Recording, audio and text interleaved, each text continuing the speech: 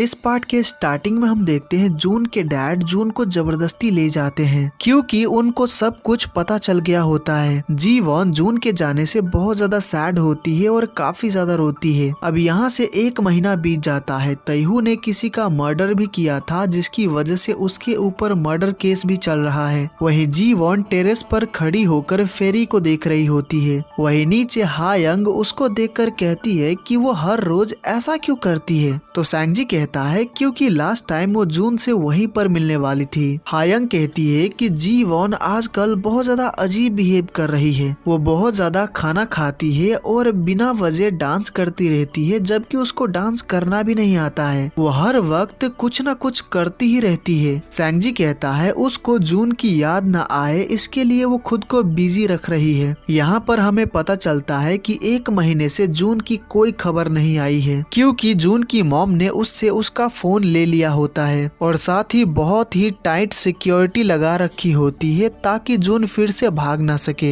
जून ना ही स्कूल जाता है और ना ही अच्छे से खाना खाता है जिसकी वजह से उसकी मॉम उसके ऊपर काफी गुस्सा करती है। रात को जून घर से भागने की कोशिश करता है पर नहीं भाग पाता है क्योंकि घर पूरी तरह से लॉक्ड होता है और उसकी मॉम उसके ऊपर नजर भी रख रही होती है। जून अपनी मॉम से रिक्वेस्ट करता है कि वो उसको जाने दे, वो बस जीवोन से मिलकर वापस आ जाएगा पर उसकी मॉम नहीं मानती है। ईसियोक से मिलने यून हॉस्पिटल आती है और उससे जीवोन के बारे में पूछती है। यहाँ पर यून को पता चलता है कि ईसियोक जीवोन को लाइक करता है। ये जानकर यून बहुत ज्यादा गुस्से में वहाँ से चली जाती है। जीवोन से मिलने उसकी फ्रेंड सिया आती है। सिया जीवोन से माफी मांगती है क्योंकि मुश्किल वक्त में उसने जीवोन की मदद नहीं की थी। वो इसका रीजन भी बताती है कि वो उस वक्त खुद भी सफर कर रही थी क्योंकि उसका छोटा भाई एक्सीडेंट में मर गया था। वो ये भी बताती है कि उसका भाई जीवोन का फैन था क्योंकि उसको जीवोन का पियानो परफॉर्मेंस देखना बहुत पसंद था।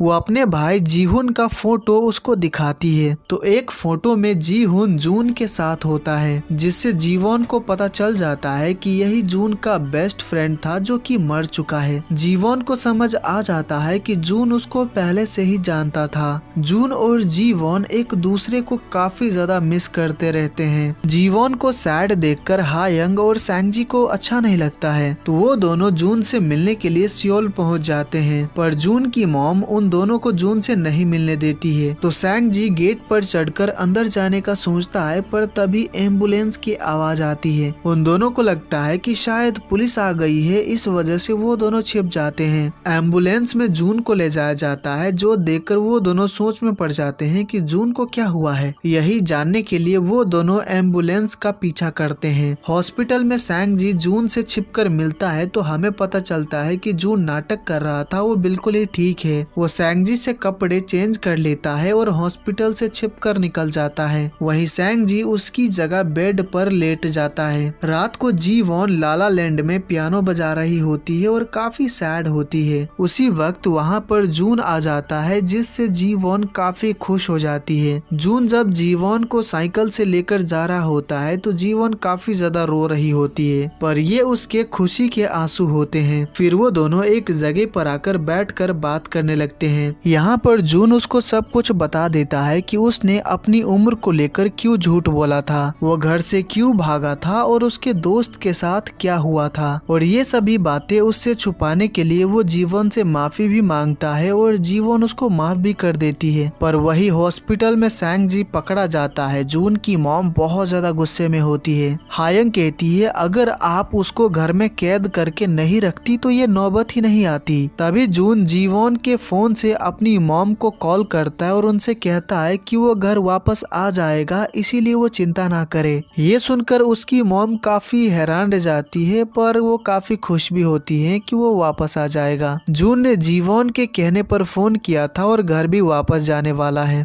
जून अपने सारे कपड़े पैक कर लेता है और जाने से पहले जीवोन को किस करने जाता है पर जीवोन पीछे हट जाती है और कहती है पहले थोड़ा बड़े हो जाओ फिर ये सब देखेंगे। जून की मॉम ने कार भेजा होता है जिससे जून घर वापस चला जाता है। वो वापस से पढ़ाई स्टार्ट कर देता है जिससे उसकी मॉम बहुत ज्यादा खुश होती है। जून अपनी मॉम से कहता है कि वो बहुत अच्छे से पढ़ाई करेगा और कभी भी घर से नहीं भागेगा पर इसके लिए उसको अपना फोन वापस चाहिए। अब उसकी मॉम के पास और कोई ऑप्शन तो होता नहीं है तो वो फोन वापस कर देती है। जून पढ़ाई पर बहुत ज्यादा ध्यान दे रहा होता है क्योंकि वो हर रोज फोन पर जीवन से बात करता है जिससे बहुत ज्यादा खुश रहता है। एक दिन उसको सैंगजी का कॉल आता है और उसको पता चलता है कि जीवन साइकिल चलाना सीख रही थी पर वो नीचे गिर गई। ये जानने के बाद जून उनपो सिटी जीवन के पास पहुंच जाता है। जीवन को बस थोड़ी सी चोट लगी होती है, वो बिल्कुल ही ठीक होती है। जून जीवन को काफी डांटता है कि उसको साइकिल चलाना सीखने की क्या जरूरत थी। तभी जून को उसकी मॉम का कॉल आता है पर वो कॉल को इग्नोर कर देता है जो कि जीवन भी देख लेती है। अगले ही दिन जून की मॉम जीवन से मिलने आती है और कहती है मैं तुम्हें जरा भी पसंद नहीं करती हूँ, मैं तो बस जून की वजह से अब तक चुप थी। तुम्हारी वजह से जून अपने फ्यूचर के बारे में जरा भी नहीं सोच रहा है। हमारे भी कुछ सपने हैं कि हमारा बेटा कुछ बने, इसीलिए तुम उससे ब्रेकअप कर लो ताकि वो अपने फ्यूचर पर कंसंट्रेट कर पाए। अब जीवन भी जून की भलाई ही चाहती है इसीलिए वो मान जाती है। जीवन जून की मॉम को पैसों का एनवलप देती है और कहती है कि मैंने जून से काफी सारे पैसे उधार लिए थे तो प्लीज आप ये पैसे उसको दे दीजिएगा, अगर मैं खुद उसको दूंगी तो वो नहीं लेगा। हमें पता चलता है कि जीवन अपनी कार बेचकर जून के पैसे वापस लौटा रही है। अगले दिन जीवन जून से मिलने सियोल आती है और उसके साथ डेट पर जाती है। वो दोनों साथ में बहुत सारी जगहों पर जाते हैं और खूब मजा करते हैं। जीवन जून से कहती है कि उसको साइकिल राइड करनी है तो जून साइकिल लाने चला जाता है, पर जब वो वापस आता है तो जीवन वहाँ से जा चुकी होती है और उसने जून के लिए एक लेटर छोड़ा होता है। लेटर में लिखा होता है मैं आमने सामने ये बात नहीं कह पाती और तुम भी मुझे जाने नहीं देते।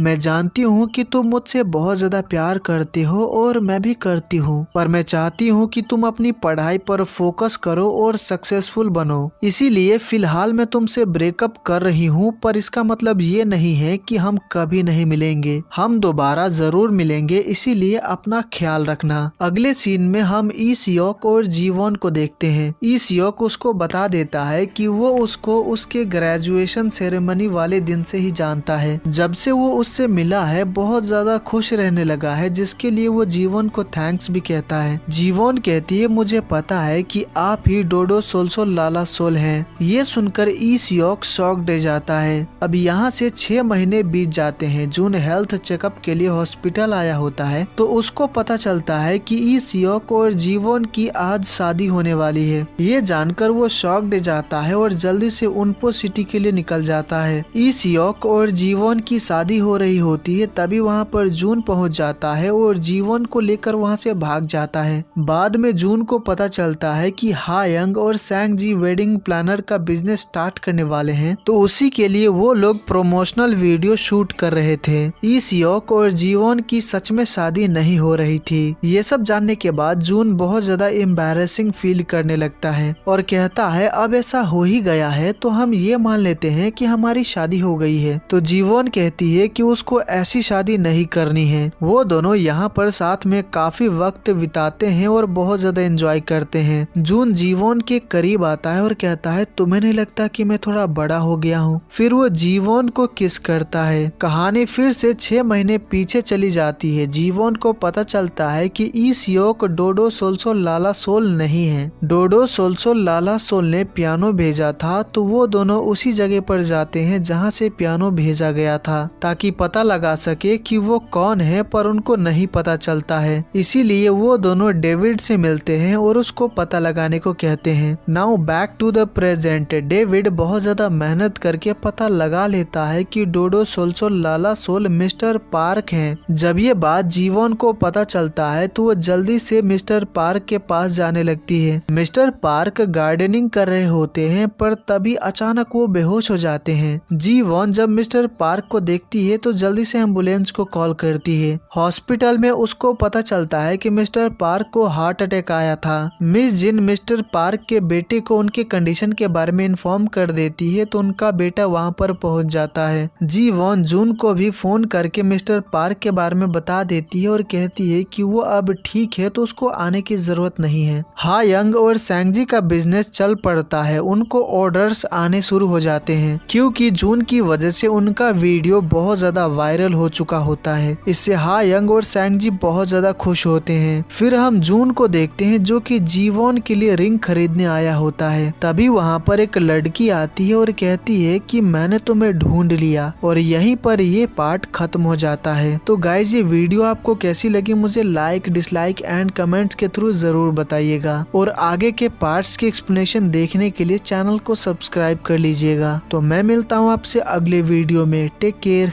Bye bye.